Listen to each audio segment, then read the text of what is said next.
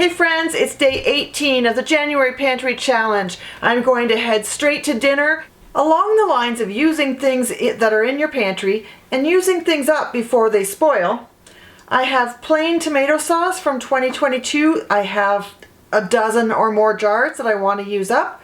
So there's my tomato sauce. Back in November, I made meatballs, and these are just getting freezer burned. I need to use them. They've been in there for almost 3 months now. So let's make something with tomato sauce and meatballs. It's not what you think. Because my meatballs are frozen, I'm just going to drop those in there and get them started with the rest of the meal I'm making today. I've got this Kirkland garlic, and I'm finding it very mild.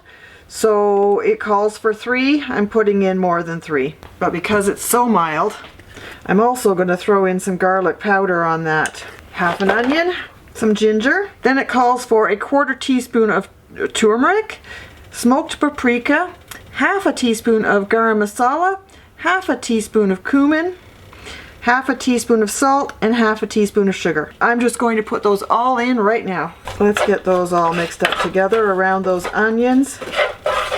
This is where I'm going to throw in my tomato sauce and half a cup of water, but I'm going to use that water to rinse out my jar. It calls for 14 ounces of tomato sauce, and this was a 12-ounce jar. Close enough. I didn't strain the seeds out of my tomato sauce. I kind of got distracted and forgot. It will be fine. Let's get these meatballs submerged in some way. I probably should have gone with a smaller pan, but this is what we're doing today. Okay, I'm gonna let that simmer for a while and we'll come back to it. I've gotten my meatballs defrosted and this has been simmering for a little while. And the next step is to puree all of this stuff, and I don't feel like taking it out of the pot. Let's see what this old antique thing will do. This might be a little messy. All right, I removed it from the pot or the pan, and I pureed it the way that I should have in the first place.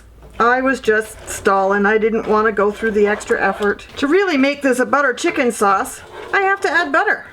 I think that looks good. Calls for 2 tablespoons of butter and 1/3 or a cup of more of heavy cream or coconut milk. I've got this in the pantry. It needs to be used up by June. I might as well use it. And I'm going, this is a 1/2 cup measure, so I will put only partially fill it. If I want more, I can add more. I'm going to leave this to simmer so that the butter melts and so that the meatballs warm through the rest of the way. And I'll go get the rest of the sides assembled to go with this. I just had a quick little taste, and it's almost no flavor to it at all. So I'm going to throw in some extra garlic. Even all that garlic I put in, it still tastes flat. Extra garam masala, because we love that. I'm finding this recipe very bland. If you like something spicier, you may not want to try this particular recipe, but this one is Pinch of Yum, and I found it on She Who Shall Not Be Named, who lives on my kitchen counter. I don't dare say her name. It starts with the letter A, and it belongs to Amazon.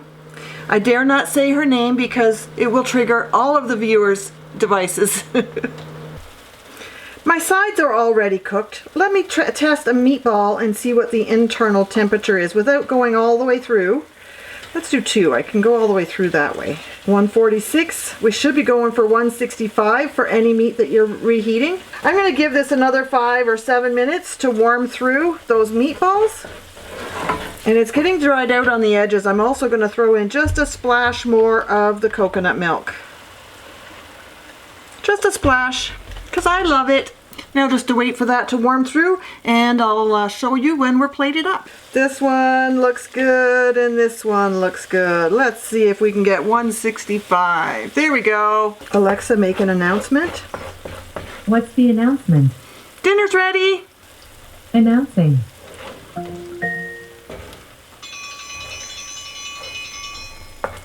Dinner's ready.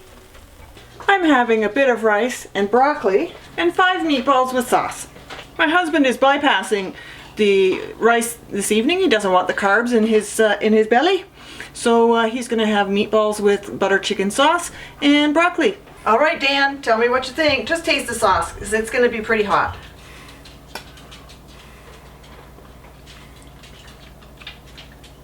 That's a spicy meatball. It's not Italian, honey. No. It's good. It's butter chicken. I'm hungry. Oh, yeah, that's hot. That's a thumb. That's a thumbs up. There we go.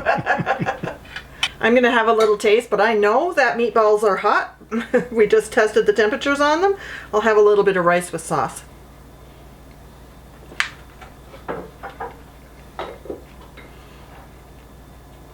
That's better.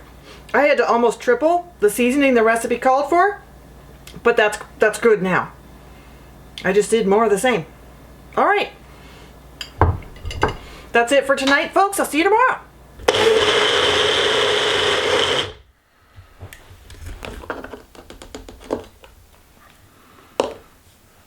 Hey friends, it's day 19 and I did a little shopping. Come down to the counter and see what I picked up. I am stunned that this is $61 worth of groceries. The cream, milk, and cheese alone is $28 worth. The milk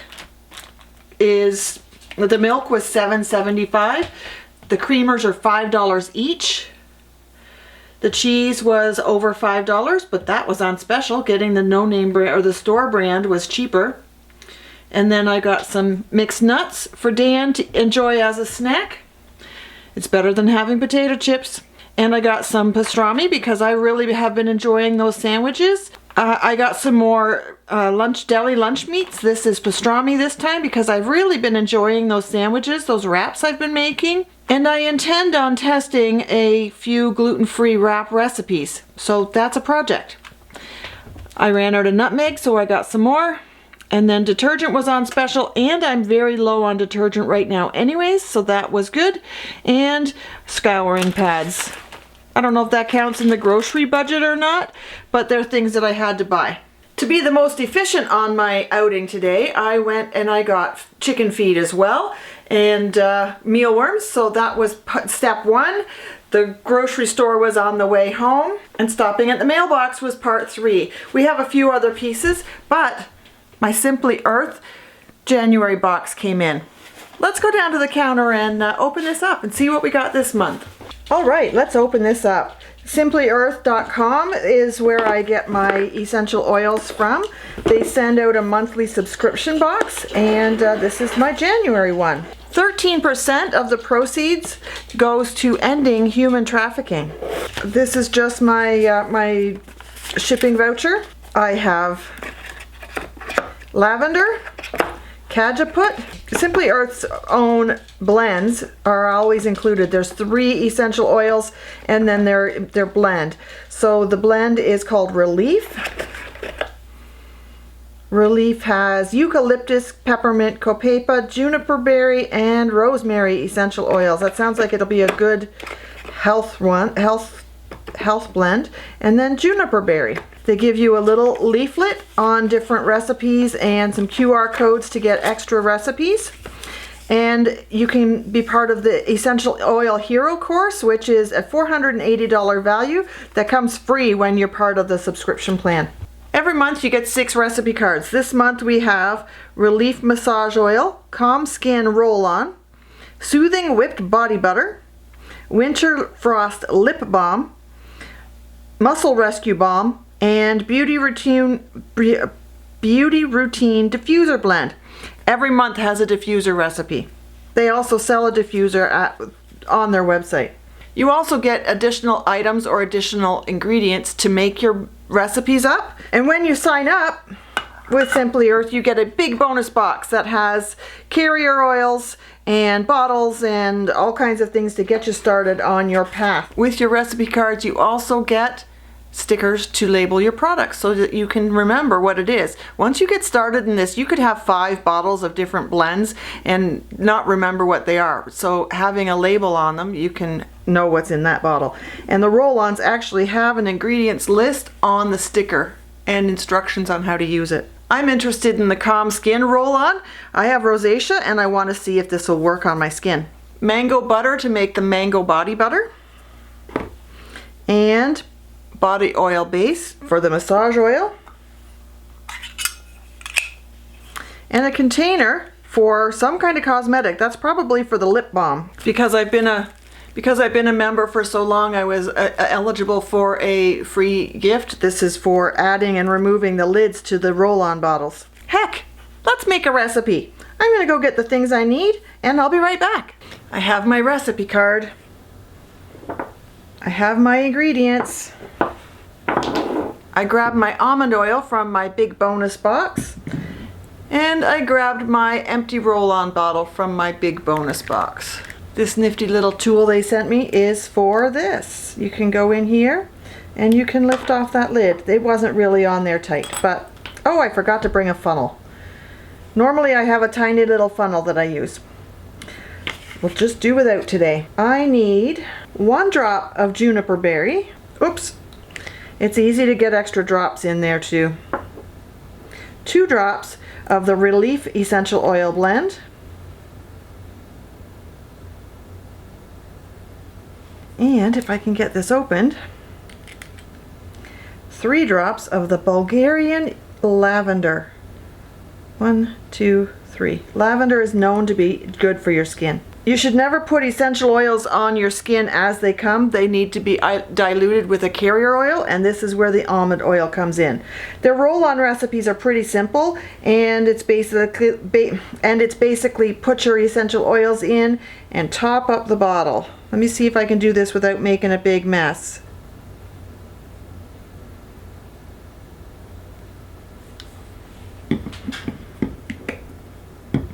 There we go. Now you just put the roller ball in the top. And I've got almond oil on my hands. Almond oil is not bad for your skin. Give this a shake or a roll to blend your oils together. And don't forget to label it. This one is Calm Skin Roll-On. These labels are designed to fit perfectly on your bottle. And then if I ever want to make this recipe again, I can find the recipe by using the name on the bottle. Now let's try some of this on my rosacea. See the redness? It comes and goes. Mostly it's here. So if you see my skin is blotchy or I'm red, then that's what's going on. It's just a skin condition. We have no idea what causes it, and there are so many causes it's hard to rule it out. I do have other health issues going on right now, so it could be related to that. I'm going to try this on my face right here, and I will just let you guys know.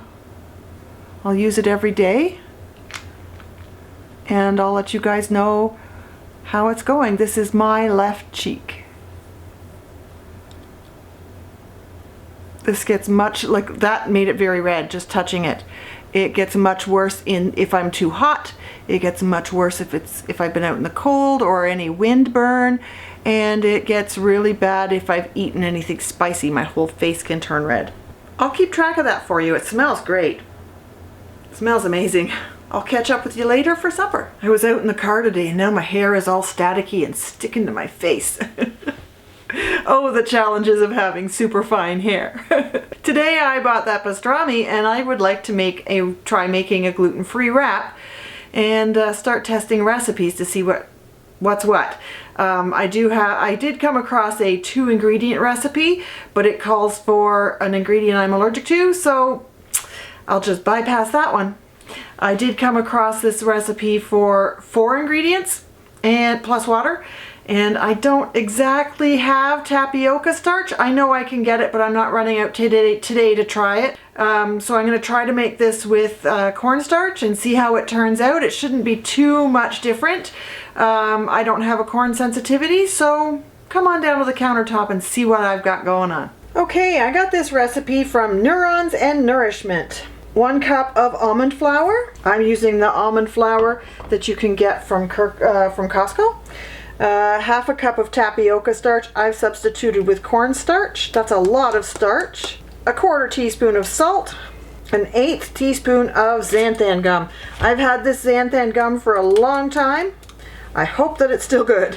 Now you should mix the ingredients together. This website is good. It has a video on the website on how to make this recipe. It calls for 1 cup to 1.5 cups of water, just regular tap water. I'm going to put in 3/4 of a cup, well, more than 3/4 of a cup, and see how that goes.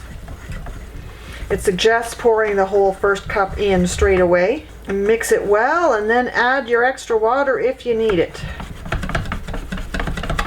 I see there are lumps in here. I'm going to stir this a bit to get the lumps out. That would be the almond flour.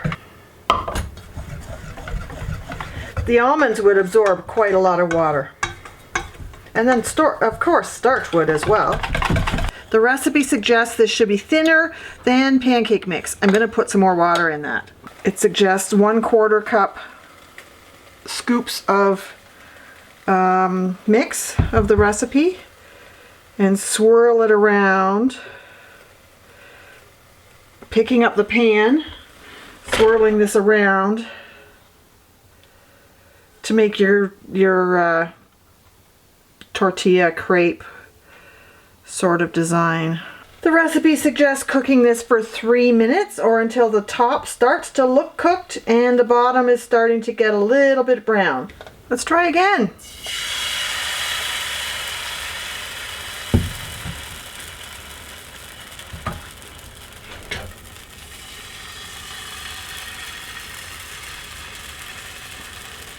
I'm not really sure what I think of this recipe yet. They taste good, but all those holes are going to be difficult when I put cheese or mustard on my sandwich, and especially if I melt that cheese in my sandwich press. I've been at this for over half an hour and I've only got 4 wraps made. Okay, now that I thinned the batter out, how does this behave? Can I roll it? I can. Can I would I be able to put meat in there, meat and cheese in there and roll it up? Absolutely. That's a plus. This one's not very cooked, so I would put the cooked side in and I would make it, yeah, I'm gonna do that. I've taken my wrap and I put some pastrami and cheddar on it. And when I rolled it in my hands, it was fine, but when I rolled it around the meat, it started to tear. Apparently, I still don't have it quite right. Well, see that mess? That's lunch, guys. My wrap stuck to the plates, and that's not the way it normally behaves. You've been watching me for a couple of weeks making my sandwiches, and now I get a dog's breakfast for my lunch. The ingredients are going to taste good, but what a mess. This is not the recipe that's going to solve my gluten-free wrap problem, so I will have to continue. These taste good. They would be fine to use as is without heating them up because apparently they stick to the waffle iron like crazy, or the sandwich press like crazy. And getting the temperature just right to get them to cook well is going to be interesting. I'm going to keep trying. They taste good. And I need my lunch. I'll see you at dinner time. It's Friday. On Fridays we have Flip It Friday, which is breakfast for dinner. Danny, what are you fixing us for breakfast? Potatoes O'Malley. What? Potatoes O'Rourke. Pardon me? Potatoes O'No.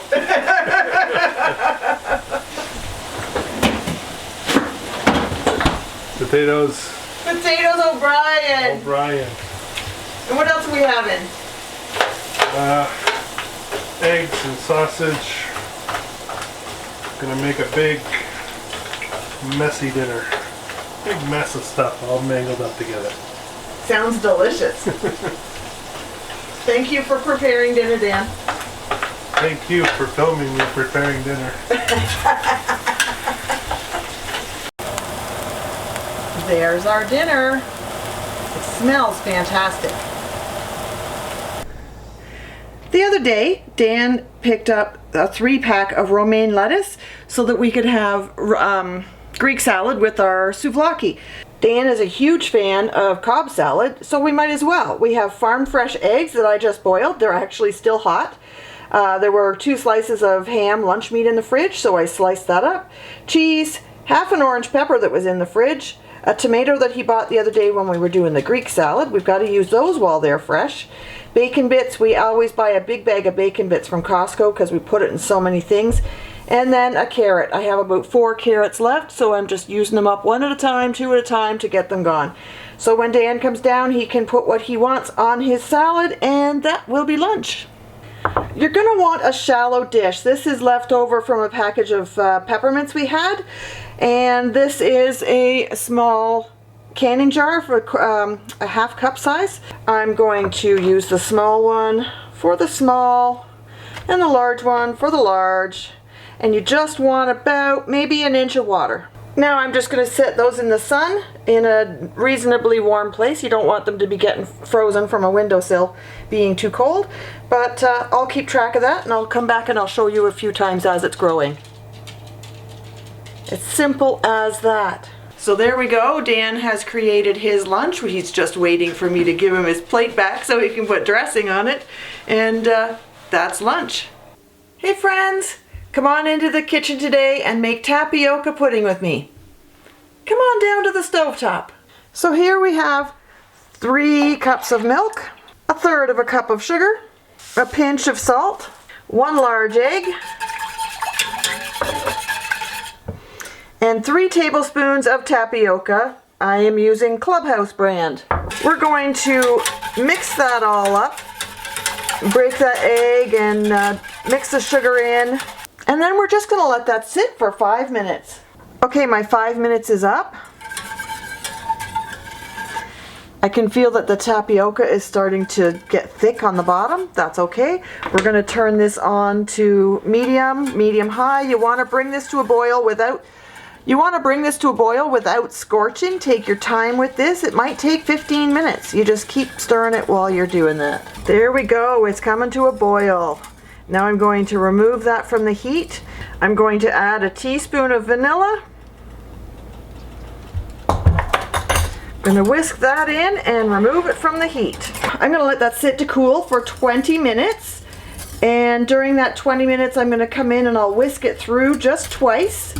And then we can serve it up. We can serve it warm as is, or we can put it in the fridge and let it cool completely. Okay, I'm going to stir in that last layer of skin on there. Look how thick that's gotten. Fantastic. And it's still too hot to eat. I'm going to put that in some serving dishes and I'll be right back.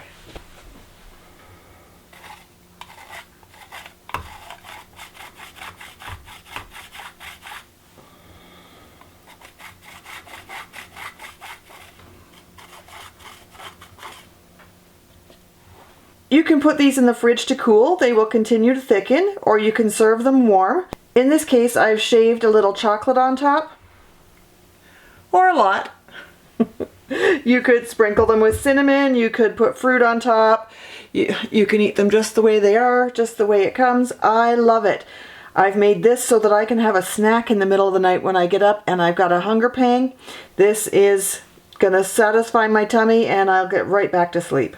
There we go, tapioca pudding. So with a little bit of effort, you're going to have a very healthy snack. It is tapioca grains, milk, a little bit of sugar. I'm sure you could substitute that with an artificial sweetener, with maple syrup or honey, or no sugar at all if that's the way you want to go. And a little bit of vanilla. Very few ingredients. You know what you're eating. Thanks for hanging out with me today, guys. I'll see you next time. Hey friends, it's day 20. It's Saturday, so that makes it Soup Saturday. Come on down to the countertop while I throw on a pot of soup that I've got out of my pantry. Well, that intro may not have been very enticing. Maybe this will be a little better. Tomato vegetable soup. Homemade. This is one of our convenience foods. These were made using the Atlas Mason jars that the spaghetti sauce comes in, and they are 1.5 pints, so they're a 3-cup jar. I'm going to take about 1/4 cup of water and use it to rinse these 2 jars out. Just so I don't leave a drop behind. Now this has black beans, potatoes, carrots, there's greens in here, green beans and green peppers, and this looks like it might be spinach or kale or something. Tomato vegetable. It's loaded with all kinds of seasonings, and it's tomato based, right? So tomato vegetable. And we love it. The only thing when you open one of my cans of soup is you have to add salt and pepper. Let's warm that through and have our dinner. So that's it. Our dinner is ready. Let's serve that up. Look at all those vegetables.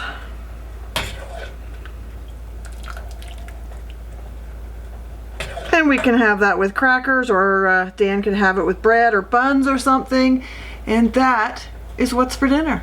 That's it for Saturday night. This is the end of this segment of our January Pantry Challenge. I will start again fresh tomorrow with a Sunday dinner to start the next 3 or 4 days. Thanks for hanging out with me today, guys. I'll see you next time.